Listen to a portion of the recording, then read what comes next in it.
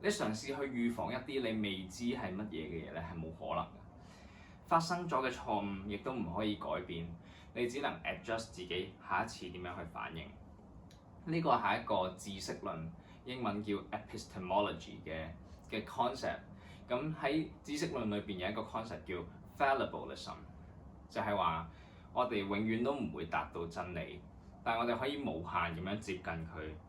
就算我哋去到幾近，我哋都唔可以100% 肯定個真實世界係點，因為人類嘅感官同埋思考都係有限制嘅。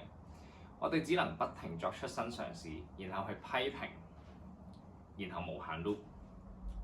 我用天文學嚟做例子啊，由地平說去到地球係世界嘅中心，去到地球圍住太陽轉，喺每一個階段其實都係一步一步咁樣，先大膽假設，然後小心求證，去到後人就會再諗新嘅假設，再求證，如此反覆咁樣，越嚟越接近現實。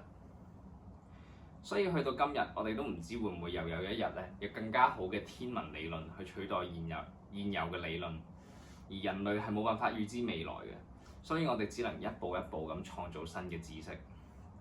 又用原子彈嘅起源為例啊，喺原子彈被發明之前嘅100年，有冇人講過哇大鑊啦？我哋一定要預防呢個原子彈嘅發明啊！如果唔係嘅話，人類就玩完啦。咁但係冇嘅，因為你係唔可能預知一啲未被創造嘅 knowledge。如果你預知到咧，咁你而家就係創造個知識出嚟嘅人，咁佢就係而家嘅知識咯。所以 by definition，you cannot access knowledge from the future because it hasn't been created yet。咁講咁多知識論，其實關我哋咩事咧？其實同人生練琴呢啲係息息相關嘅喎。你冇可能知道跟住落嚟自己會彈錯邊粒音。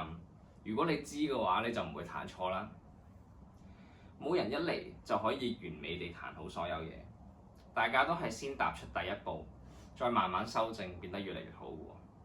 所以想做任何嘢，想做得好嘅第一個要素就係要去嘗試，而第二個要素就係要有一個改正錯誤 error correction 嘅機制咯。例如彈錯音，我哋會彈返啱；例如練琴嘅時候，我哋發現一啲唔好嘅習慣，我哋要反思同埋諗下一步點做好啲。又或者最勁嘅，我覺得係你每星期去上堂，其實就係最有效嘅 error correction，因為老師一早已經幫你試晒所有有機會 work 嘅方法，然後佢幫你 filter 咗，揀咗佢覺得最好嘅俾你。咁你一試已經搞掂咗啦，就已經唔使煩啦。或者再唔得嘅，佢亦都可以由佢揀嘅一紮方法裏邊再挑選一啲俾你。佢有大把方法可以幫到你嘅。仲有一樣我必須要講嘅嘢就係，人類係會重複犯相同嘅錯誤嘅。就算你有方法解決第一次彈錯音，同樣嘅方法去到第二次都未必 work 㗎。因為彈錯嘅音一樣，唔代表你犯錯嘅原因係一樣嘅。用彈錯音嚟做例子啊，原因可以有你唔知道嗰個音係乜嘢啦，又或者你喺腦入邊聽唔到嗰個音，又或者你手指未準備好，或者你唔夠放鬆，或者你唔夠 tension， 或者你對曲目嘅結構唔夠了解。所以你解決完一個問題，其實唔係一勞永逸，反而係仲要去不斷發現更多新嘅問題咯。我哋 solve problems only leads to more problems，but it's better problems。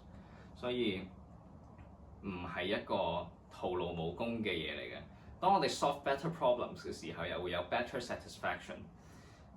好，跟住講返人生啦喎。人生中最有效嘅 error correction 就係寫日記，唔係叫你每日抒發感受，寫低啲唔關事嘅 details 喎，而係你每日有冇接近咗你嘅目標。你可以有一個大嘅目標，然後寫低每日你要做啲乜嘢去 achieve 佢。例如係寫3樣每日要做嘅嘢啊。咁每日嘅 journaling end of the day 就係你要反思下你嗰一日究竟有邊啲位做得好，邊啲位做得唔好，有咩改善嘅策略。如果你做到呢樣嘢嘅話咧，你每一日基本上都係全速向緊你嘅目標進發。